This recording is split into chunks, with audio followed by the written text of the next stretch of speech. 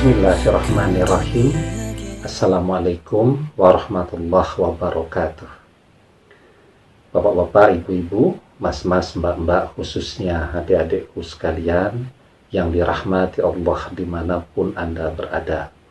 Kembali di IIP Channel bersama saya, IIP Wijayanto.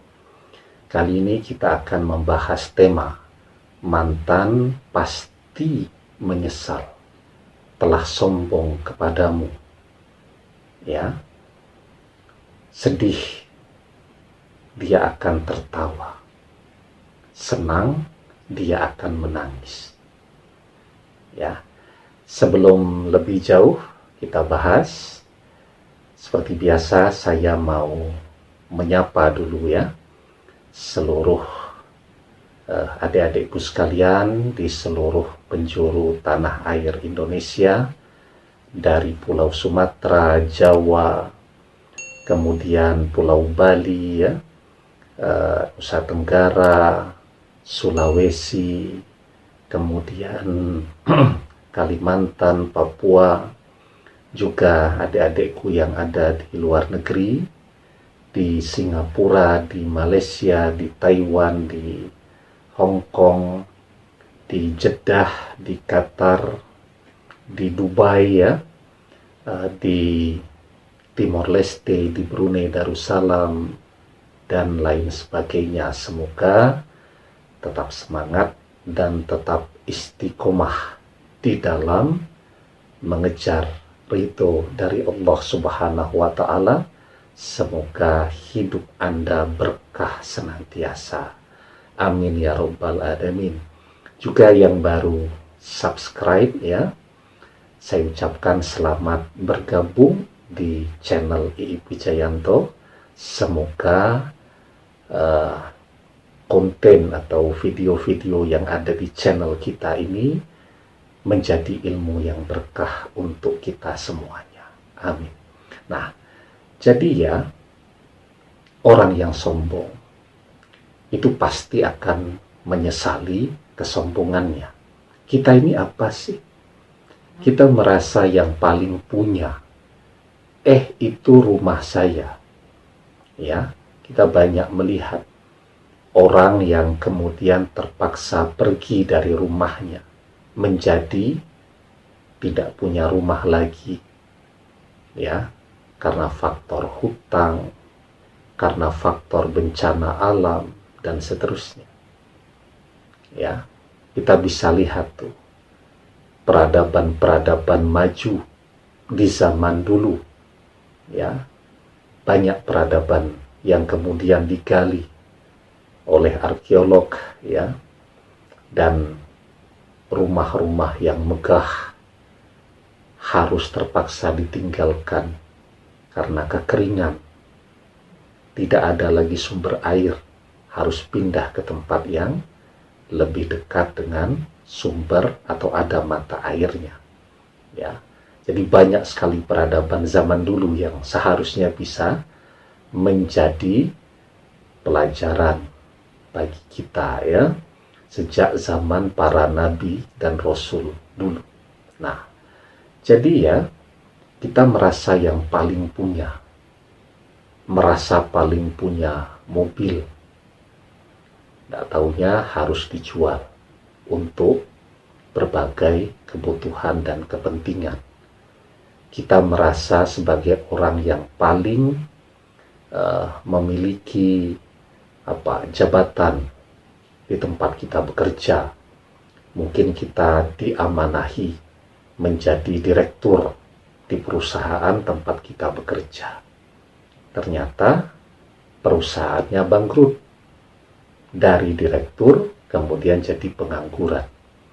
Artinya apa? Apapun yang ada pada diri kita pada hari ini, semuanya adalah titipan dari Allah Subhanahu wa Ta'ala, yang kalau kita bersyukur, ya, kita tidak sombong, tidak merasa menjadi orang yang paling memiliki, insya Allah kenikmatan itu akan Allah tambah.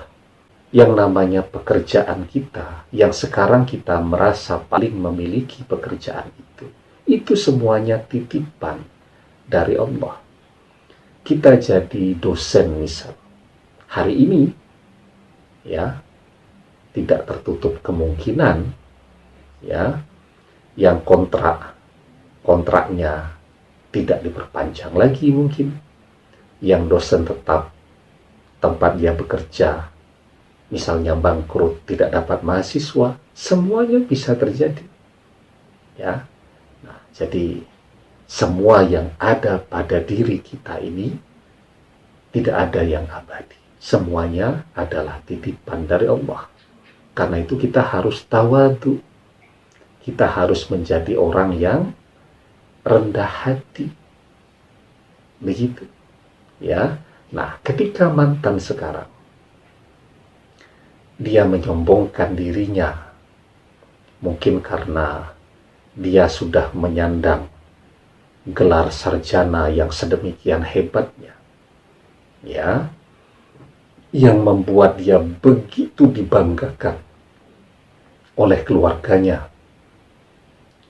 Mantan begitu sombongnya dengan kehadiran dari orang ketiga, sehingga setiap hari itu di Instagramnya dia pamerkan terus foto lagi tamasya ke sini, lagi belanja berdua, lagi jalan-jalan ya, dan seterusnya. Sementara kepada Anda yang amat sangat berjasa di dalam kehidupannya, dia menampilkan kesombongan yang luar biasa.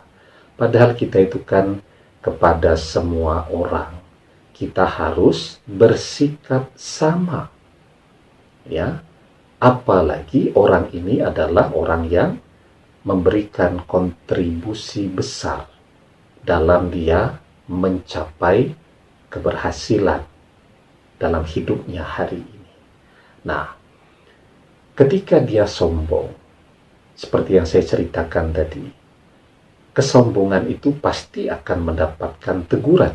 Siapapun dia, mau atlet, mau nelayan, mau petani, kemudian guru, dosen, dan seterusnya, apapun profesinya, ketika kita bisa tawadu, maka kenikmatan akan Allah tambahkan. Misal ditanya, sekarang siaran di radio atau tidak? Alhamdulillah, dengan izin Allah sampai hari ini masih siaran di radio, misal jawabnya gitu. Tapi tidak tahu ya besok. Kan kita tidak ada yang tahu apa yang terjadi esok. Ya, Anda kerja di mana? Alhamdulillah hari ini masih jadi dosen di sini. Ya, dengan izin Allah. Tapi besok tidak tahu bagaimana. Begitu seharusnya. Nah, ketika dia merasa menjadi orang yang paling memiliki segala kesuksesannya, dan dia menyombongi Anda. Jadi dia bersikap timpang. Ya, seperti bambu.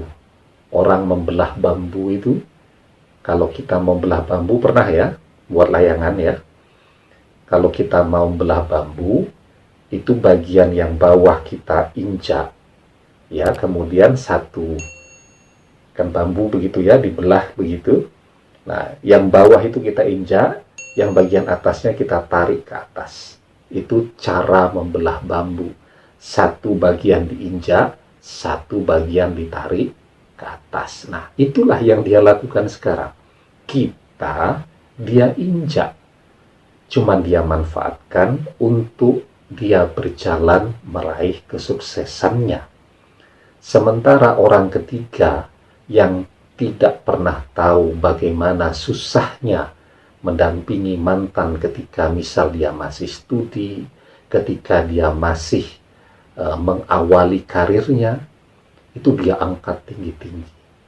Jadi persis seperti orang membelah bambu. Maka suatu saat nanti dia juga akan mendapatkan teguran dari Allah. Ya, akan mendapatkan teguran sehingga kesombongannya akan hilang. Dan itu berlaku sejak zaman para nabi dan rasul terdahulu. Ya, kita mengenal adanya kaum Samud, ya. Kemudian ada